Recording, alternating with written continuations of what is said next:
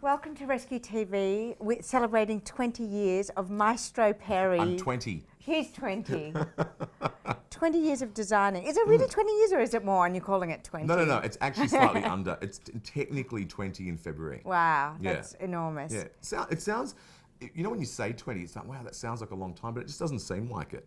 I bet it doesn't seem like it. You know what's really interesting is that when you have been around for 2 decades in an industry that is really fickle and seems to churn out a lot, and fashion is all about newness. To stay at the top of your game, that's actually more of a celebration than how long you've been at it. Yeah. It's kind of like a pop star, you know, how long have you been #1 in the charts? And you seem to have been #1 in the charts for quite a bit. That's one of the things that I'm most proud of. I'm really proud of that I sort of built a brand from nothing, and it's something that's nationally recognised.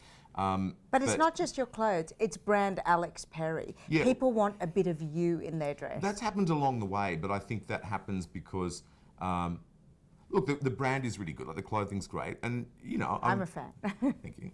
You know, and I'm good for a chat. You know, I've managed to sort of do that thing as well, and the two things work, you know, together. It's like is it a symbiotic relationship? It is. Yeah. It is. I think the thing that's really interesting is Big that word for a you fashion are a couture designer by trade, and then you evolved into ready to wear. Yeah. And yet you're probably one of the most approachable designers, which is kind of you know, a strange paradox for someone who is in the rarefied world of dressing celebrities. You know, I think that's couture. because you've got to stick to your roots. Like, at the end of the day, you know, I grew up in a really loving Greek family, you know, in the suburbs. You know, I used to look at all those glamorous things and think, wow, you know, that's an incredible world. And I still am that, you know. I've you know, got a beautiful wife, I've got a beautiful family, and I'm very grounded. I kind of don't buy into, like, the fashion hoopla. Like, I go and do it, you know. I can do it. I can air kiss with the best of them, you know. But it's kind of not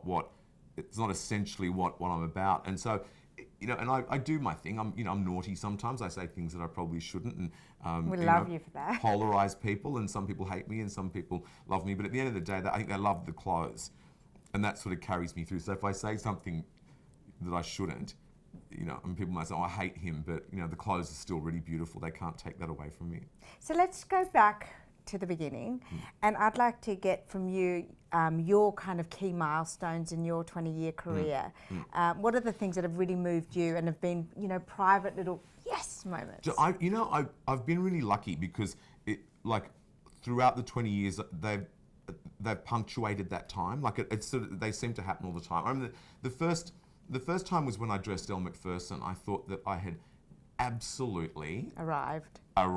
Like, it was, I couldn't believe that it was happening, and I was incredibly, I remember when she first walked in, and I'm never lost for words, but I felt like I was 10, you know, and the pretty girl at school had come over to talk to me.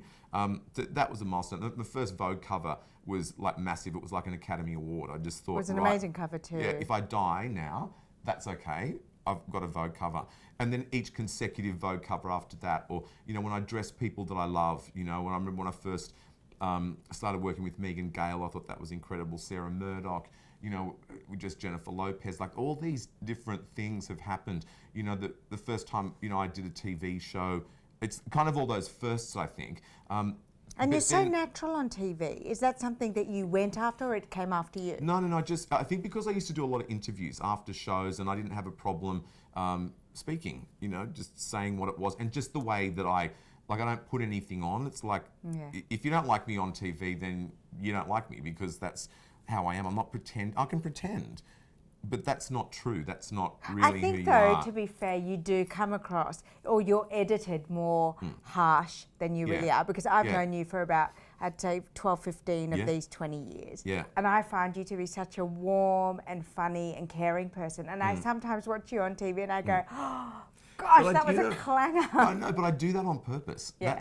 That's what they want. And the fact, and a lot of people know that. The people that don't know that, it's like, you really missed that. You think that I'm being real, but I'm not. I'm doing it exactly for that reason, to make you go, oh, how dare he say that? I mean, I can do that like that. You know, say something that you're going to think is scandalous, or how dare you, but I don't mean it. Can I And the ask? fact that you can't figure that out, then that's Yeah. okay. We'll never be friends anyway. Like, we'd never hang out. That I can't say something, that's acidic, and you know that that's not coming from here. Yeah. It's just me getting a rise out of you. And the fact that they tweet me and say, I hate you, bastard, I just smile. I go, I got a rise out of you. Oh, you did. You do that very well. Let's talk about design and fashion. Do you mentor young designers? Is that something that I you do do? a lot of that, and that's why I love Project Runway, actually, because top model, I'm allowed to just be like, this kind of acidic, Acerbic. bitchy kind of, I think that's funny. But Project Runway is different. It's about young talent, young designers, and telling them, like, I've learnt a lot of stuff in 20 years, and I'm just giving you the heads up. Like, do this. This is, if you think it's harsh in this situation, wait till you actually do it. Wait till you've got every fashion editor sitting in the front of your, show and writing exactly what they think, publishing it, newspapers. You got to toughen up a little bit. So I'm just trying to give you the heads up. If you look at your proportions, look at what your fabric choices, look at all that sort of stuff. And I love doing that. I do it on we have kids here who are interns, or we have them for work experience. And I'm quite happy. You can look at what I do. You can watch the way I ruche something or I fit somebody. I'm not frightened of that. Try and learn from it. And do you find, I'm also cocky enough to know that, like, you'll never do it as good as I will. So give it your best because shot. I was about to say, there have definitely been permeations of Alex Perry design from people who have possibly worked with you or worked alongside you. Yeah. And do you find that flattering? Or do you find... What? It actually doesn't even register with me, because I think I'm that cocky. You won't do it as good as I will. Give it your best shot, that's great. But I know exactly who my competition is. I know exactly who's coming up, who's trying to do what I do, or I'm aware of all of that. But my mantra is that I'm going to be the best. It's like, you won't make a corseted bodice like I do. You won't get those proportions. You really won't. I'm that sure of my work, and I work at it every single day. I won't let it not be perfect. And do you have style icons that you're looking forward to dressing? Because I guess 20 years has been, and we're looking forward now to the future. Who are some of the style icons that you look forward to working with? I actually look. I love all of them. If we're talking about famous women, I love them. I love what they bring to the table. They're all different, but I love dressing real girls. I love making real girls feel like they're movie stars. Their red carpet moment. That's your moment. And I want you to walk in and all of your friends, how girls don't, oh, you look beautiful, but inside they could be seething. It's like, oh my God, she looks so fucking unreal, And then the guys who look at them and say, she's hot, or if she's somebody else's wife, I think she's beautiful. No, I love that. That's your moment to walk out. When we're talking about special events, look special.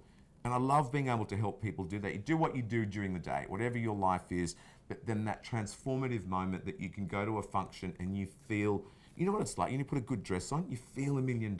And it's priceless to me. And the most important moment in a woman's life, or the red carpet moment most women will experience, is their wedding day. Yeah. And that's a huge part of your heritage of the brand. Yeah.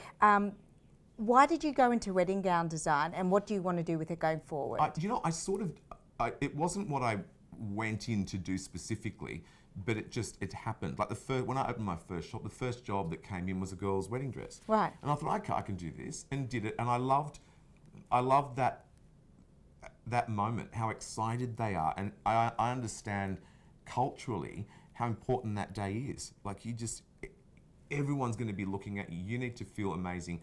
But your mum needs to be proud. Your mum needs to be proud and have cry. But I remember when I got married, when I turned around and saw Mary, that moment it's etched in my mind forever. And so I want all guys to feel that, to turn around and look at her and say, you are just incredible. It's a special moment, and you only kind of get to achieve that once or twice or three times in your life, depending on, but it's That's really not special, great. and I want to make that special for them. So I don't like doing run-of-the-mill wedding dresses. I don't like doing A-lines. I don't like doing things that will not garner a gasp from the people that are there. Like, it's got to be special for me. And going forward, that's just what I want to do. I never follow the pack. Like, I was the first person that did a strapless dress 20 years ago in a bridal magazine. There just weren't any. you know, and now they're everywhere. And you take it for granted. You take it for granted. But I always like to do something that has that red carpet sensibility, but in a wedding dress. So you look beautiful, you look sexy, you know, that your grandmother thinks you look gorgeous, but your husband-to-be thinks that you're hot. Well, there you have it. That's how you do a peri dress. That's how you do a peri dress. Congratulations on 20 years. Thank you. I'm so pleased to have a this section devoted in my wardrobe to my own peri moments. And every girl out there needs to own at least one peri dress, because it really is a sensational experience. As you said, you're dressed, you're suddenly in another world. And I'm proud to call myself a peri girl. You're one of the original peri girls. And every girl deserves that. Yeah. You know, you need to do that to yourself, you know, every now and then, to feel what that's like. You know, to go somewhere and feel like it is your red carpet moment, that you're fabulous. So what we're going to do is we're going to link to Alex's lookbook for this season, so you can discover which peri girl moment you want to have in your history. And want to thank you again and congratulate you again for We're going to do this in another 20 years, right? Yeah, see you in 20 years. We'll be beautiful. Yeah. Thank you. Wow. Thank you. Thank you. Thank you.